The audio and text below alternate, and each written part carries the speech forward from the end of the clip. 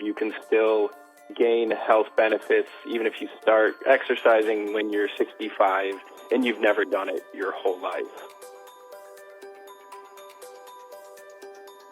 Welcome to Collaborative Endeavors, a podcast about how teams of researchers from different scientific backgrounds come together to tackle society's big health challenges, leading to better therapies and healthier communities.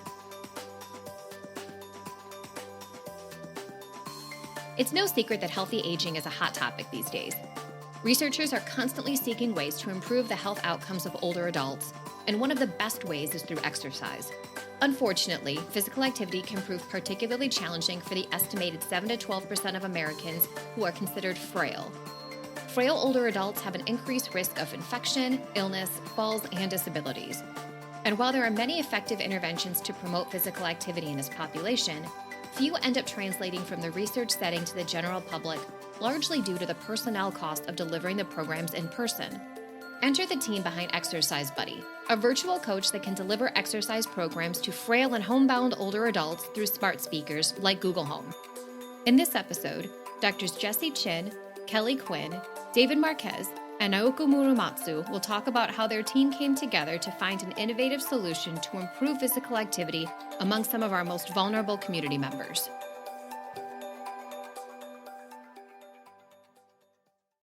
I'm David Marquez. I'm a professor in kinesiology and nutrition in the College of Applied Health Sciences at UIC. And my research primarily focuses on physical activity levels and interventions, with brain health being a common outcome that's assessed in my work, specifically in older Latino adults. I like to point out that older adults are more heterogeneous than younger adults, and so many of us come up with stereotypes of what older adults are like, and in reality it is so diverse. But we know that as we get older we lose muscle mass, our vision isn't as good, our balance isn't as good, but if we stay regularly physically active, we can really prevent those things from really declining too much and too fast. So it can be preventative like that, but when we have those issues, there are barriers present, even starting with what should I do, right? What kind of activity should I be doing? What's safe for me to be doing? And then, is it available and accessible? Are older adults comfortable? Are they safe walking outdoors? Whether it's, their own sense of balance, or whether it's environmental, in the neighborhood that people are living in and the status of the sidewalks. So much of the research now is showing such benefits for all people, especially older adults, that it's never too late to start. You can still gain health benefits even if you start exercising when you're 65 and you've never done it your whole life. And it's just numerous, from the physical benefits, the mental health benefits, the cognitive benefits, improved memory, the actual structure and function of the brain improving. So we really want to, as many older adults as possible that can gain these health benefits. One of the ways is through being physically active. I do work with older adults in physical activity, behavior, and interventions. So I'm always interested when I get approached about, is this, an innovative project that could be useful for older adults to be more physically active and improve their health. And when I heard about this, when they brought it to me with the smart speakers, I thought it was phenomenal. And in the context of COVID, outside the context of COVID, older adults who might be more isolated, this is a great way to reach people and to potentially deliver a type of physical activity program. I'm Jessie Chin. I'm an assistant professor in the School of Information Sciences at the University of Illinois at Urbana-Champaign. And I have training in cognitive psychology. And I'm doing research on how can we better design information and technology to support health communication and health behavior for diverse populations. especially for older adults. So this is back to my postdoc training at the University of Waterloo. So during that time, I'm interested in the potential of smart speakers, especially on how it can increase the diverse experience for older adults. So we found several studies showing that there's no age differences in accessibility of smart speakers, which is not quite often found in the literature in human-computer interaction. So I start exploring different ways we can apply this technology. At this time, I think the goal is that we want to focus on the promotion of the dissemination of this kind of evidence-based health programs. We identified in the literature that many evidence-based physical activity programs have been studied, but it's difficult to translate to practice given that we don't have enough administrative forces or it's just the cost to implement these programs. I'm Kelly Quinn. I'm a clinical associate professor in the Department of Communication at UIC. And my research really centers on the use of communication technologies, both their network nature and the way people employ them, and with a particular focus on older adults. Jesse and I were connected indirectly through one of the Provost's East-West mixers on campus here. Jesse was, at the time, in the Health and Bioinformatics program, and she connected with someone in our department who matched us up because of my work in older adult communication technologies. And Jesse really brought an understanding of kind of the processes underlying this particular device that we're using in this study, the smart speaker. My background was really in how older adults use various kinds of communication technologies and the benefits that they accomplish out of that use. And particularly, I was interested in social outcomes. But as we got started in this project, I think it was Jesse who had the idea of trying to deploy a physical activity application through the devices. And through the Center for Research on Health and Aging, David and I have worked together on a bunch of different things through the years. So I naturally dialed him up and said, hey, would you like to join us on this enterprise? And David had been working closely with Nooko, and he suggested Nooko might be a good addition to the research teams. I am Naoko Muramatsu. I am a professor in the Division of Community Health Sciences at School of Public Health at University of Illinois at Chicago. And I was trained in health services research, sociology, especially demography and organizational studies. My research tries to enhance health equity, the quality of healthcare, and my current projects focus on vulnerable populations, frail older adults, and their caregivers. There are many rigorously tested physical activity programs for older adults, and some are for people with disabilities. However, for those frail older adults with real disabilities who cannot stand, there aren't many evidence-based programs for good reasons, because it's difficult to do that kind of studies, and it can be, risky. It is difficult to retain these people. And I looked at many different programs, and there was one program that is evidence-based, not yet tested in a randomized control trial, but that is more like a grassroots kind of program that was very good, very simple. And so I thought, oh, this is it. And I talked to the developer and people who have been working on the program. So this kind of program specifically targeted to frail older adults. That is very rare. And also, this program was initially developed in Medicaid program in California. And so the assumption is that, we don't have to use too many resources. And so that was perfect for the population that I was working with, Medicaid-eligible older adults. And so it is important to have this kind of simple program that is safe. And then anybody can do that in the home.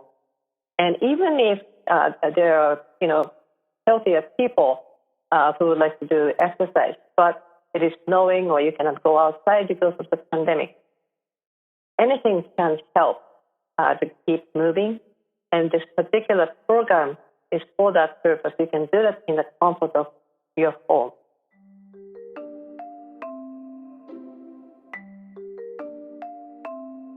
The program Dr. Muramatsu described, called Healthy Moves for Aging Well, is a low-intensity fitness program created by a team at the University of Southern California and the Partners in Care Foundation, and is endorsed by the National Council on Aging.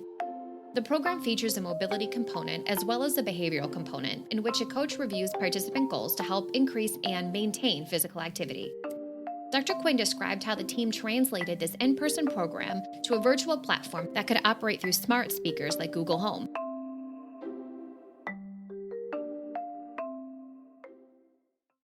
The defining characteristic of smart speakers is what we call the voice user interface, which means that just by giving a verbal command, hey, Google, I want to run through my exercise program, the program is activated. As people get older, the use of technology is greatly reduced, and there's a lot of reasons for this. The ability to engage physically with technologies may be limited.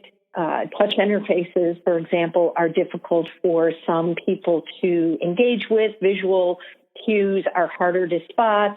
There may be hearing loss, which limits engagement with certain technologies. There's also the issue of not having skills at older ages. And that's just a function of not using technology, possibly in the workplace or in educational settings. And so older adults don't always have the conceptual models to use technology that younger people have. The beauty of the smart speaker is that older adults have a conceptual model. They know how to talk to other people. So to be able to say to a device, hey, help me do this, is a very natural process for them. So, this has been one of the huge advantages of using the smart speakers. The way the intervention actually works is that the participant in our study would literally say, hey, Google, let's exercise today. We have a couple of different versions of the application.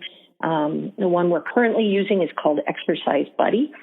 And so they say, hey, Google, talk to Exercise Buddy. And then Exercise Buddy walks them through an exercise routine that they can do using everyday weights around their house. So we suggest using a water bottle, just a regular bottle of water, 20 ounces or so. It's like having a 1 pound weight. They do exercises both seated and standing in their apartment, and the whole process takes about 20 minutes. And we suggest that they do this a couple times a week. Dr. Chin elaborated. The most commonly used smart speakers, including like Google Home or Amazon Alexa, they all have these flexibilities for users to build their own Google Actions or Amazon skills that can perform some specific tasks. So we have been taking advantage of these flexibilities to build our own actions that can guide users to go through an exercise programs. And a couple of things that we want to keep in mind is that the first thing, we don't want to modify any fidelity of the original program. We want to make sure that even delivering by smart speakers, we should reach the same kinds of effects that original program. And the second thing is that because there's no human experimenters on site, so we might want to do extra of a safety check. So we implement several checkpoints during the conversations that users will have the opportunity to stop the programs or decide whether they want to take a break before going to the next session of the program.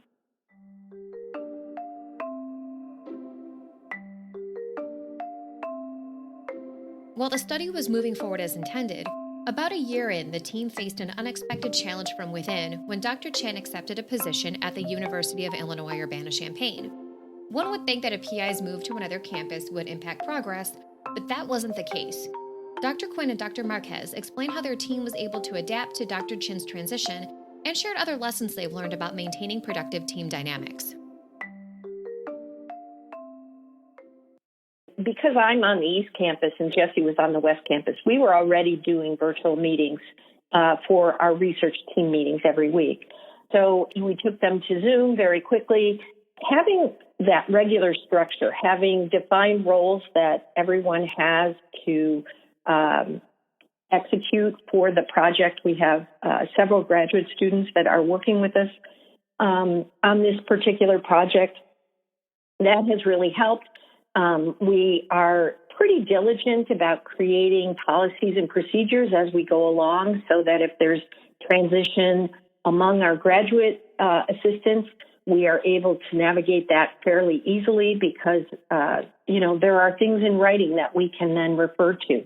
So the structure is an important element in a team collaboration like this, and just documenting things like our research meeting. One of the graduate assistants is charged with taking notes during each research meeting so that we can go back and say, who's responsible for X, Y, and Z? Here it is in the notes, and we can go forward. Also, that helps when people miss meetings and the like.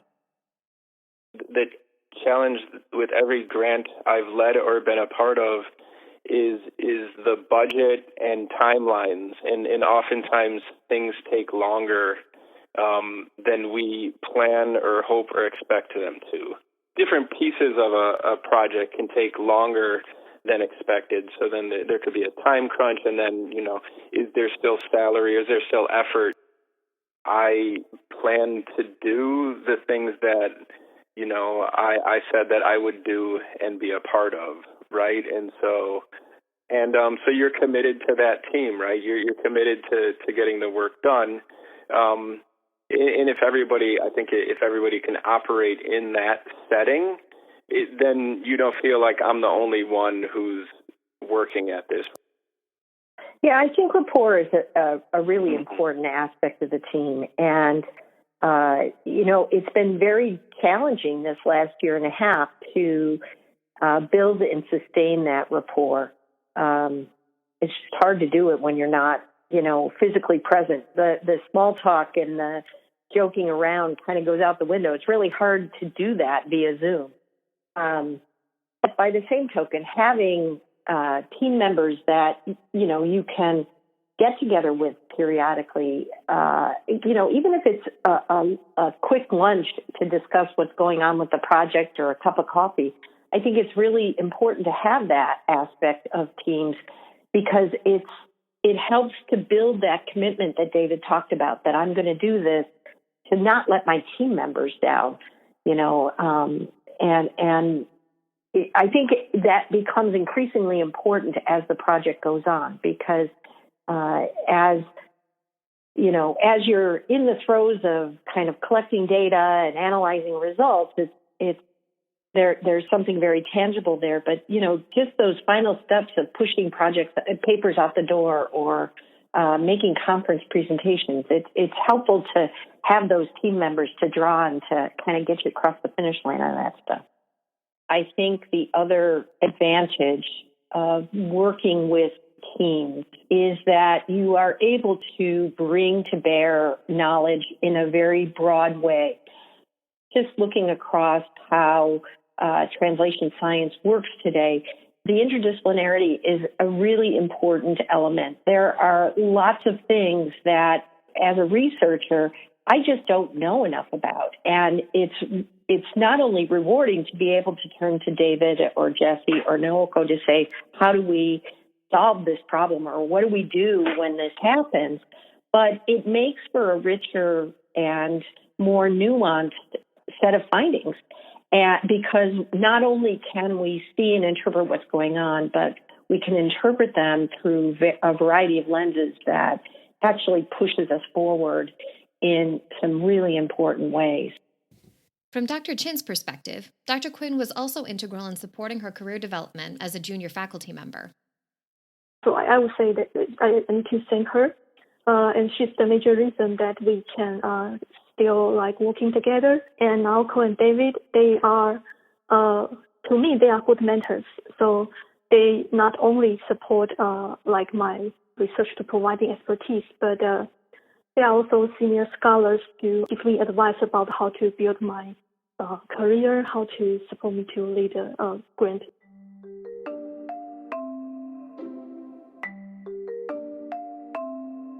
The team has exciting ideas regarding future uses of smart speakers and virtual coaches for both physical and mental wellness. However, taking these applications to the next level requires a significant development investment and a lot more programming and infrastructure support. Here's Dr. Quinn. Getting these devices in older people's homes is also an issue. We've increasingly found that because of the personalized nature of smart speakers, it's much harder to get these things set up in people's homes in ways that are useful for researchers. We've had to provide Wi-Fi connections to participants because they don't have it. In fact, I had a participant contact me today because they had changed residences and they didn't have the other tools that are needed to get a smart speaker set up in their new residence. So he reached back out to me to say, can you help me with this? And of course, we're happy to do that. But these are the kind of everyday challenges that we face in deploying smart speakers on a wide scale for physical health and activity. Dr. Chin added, to market, there might be a long way to go. So we have to make sure that technology is robust enough. But in terms of exploring how can we apply this kind of, I would say, technology to research advance, then definitely we can start exploring this space. These devices have been very, very well received by older adults. They've been very well received, especially during the pandemic, because it allowed the participants in our study to kind of engage in physical activity programs in ways that were that they were restricted from due to social distancing requirements and things like that. So I do think that this is a really viable technology for older adults and deploying interventions. But as with all kinds of technology, there are limitations on our ability to deploy these because there are infrastructural needs that need to be present in order to deploy these devices, right? You need a Wi-Fi connection first and foremost, but you also need, in our case, to have a Google account, or if you are using a Amazon Echo, you'd need an Amazon account to use these devices. So these are the everyday hurdles that we're still working through and hope to kind of push us across the finish line for the next project to see how these can be used.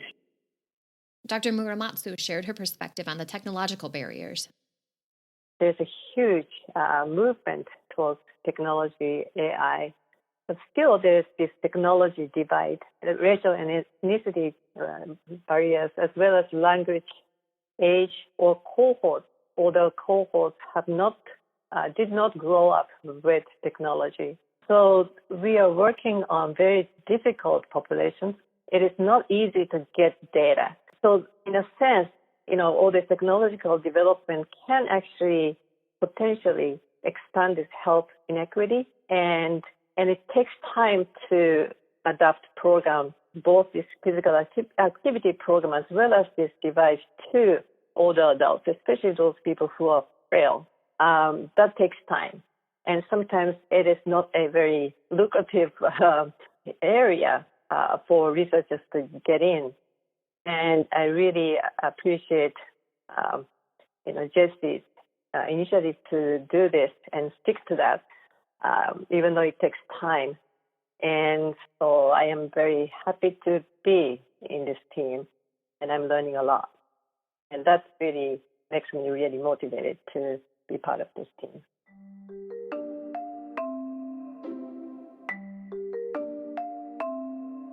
Given that the risk of frailty rises with age, from 4% of people ages 65 to 74 to nearly 25% of people over 84, an awareness of the condition and its associated risks is key to maintaining good health as we age.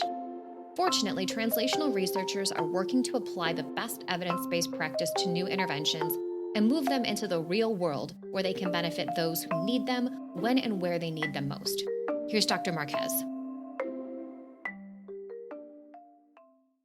I'm very happy to see that translation research has the place and presence that it does right now, in that science for science's sake on some level is nice, but the more we can help any individual, right, like our parents, our siblings, our neighbors, us as everyday people, it's nice that the work will not just get published in a peer-reviewed journal article and then nobody has access to it, right? It still happens, and we try not to have it happen, but to overcome that system that had been built.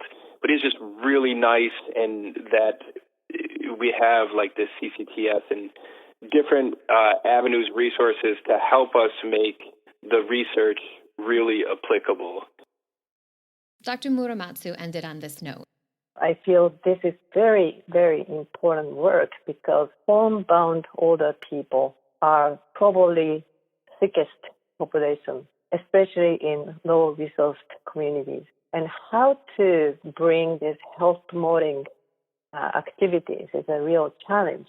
And there are different ways to get there.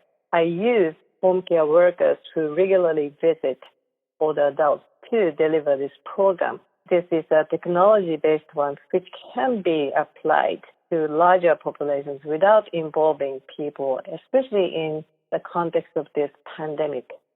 This is very, very important and promising. But, the concept is simple. But when it comes to doing things, whether you use humans or technology, there are lots of things involved.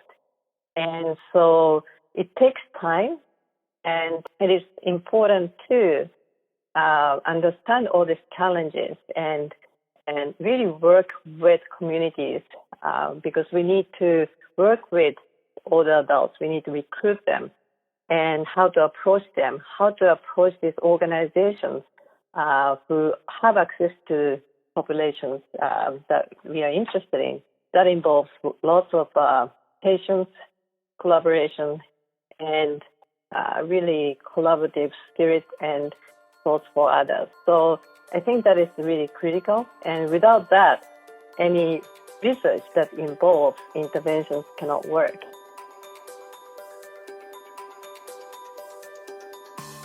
Collaborative Endeavors is produced by me, Lauren Rieger, on behalf of the Center for Clinical and Translational Science, aka the CCTS, at the University of Illinois at Chicago. To learn more about the research discussed in this episode, visit the links in our show notes. The CCTS is supported by the National Institutes of Health's National Center for Advancing Translational Science through their Clinical and Translational Science Award. Opinions expressed by the guests of the show are their own and do not necessarily represent the views of myself, the CCTS, or our funding agencies. You can find more episodes of Collaborative Endeavors on Apple Podcasts, Spotify, Amazon Music, and Google Podcasts. New episodes drop monthly. If you would like to see your interdisciplinary team featured on the podcast, reach out to me via the email address in the show notes. To learn more about how you can get involved in health research, visit ccts.uic.edu or follow us on Twitter @UICCCTS.